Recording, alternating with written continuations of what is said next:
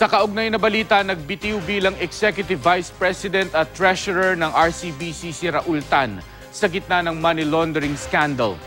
Base sa disclosure ng RCBC sa Philippine Stock Exchange, nagbitiw si Tan sa pwesto upang sumubok ng iba pang aktibidad.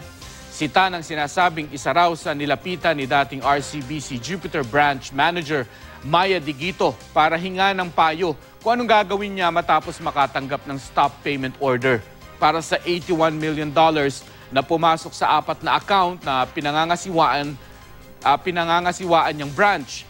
Sabi raw noon ni Digito kay Tan na ilipat na ang pera sa PhilRem at sa account ng isang William Go. Ang sabi raw sa kanya ni Tan, problema na ito ng Bangladesh at hindi ng RCBC.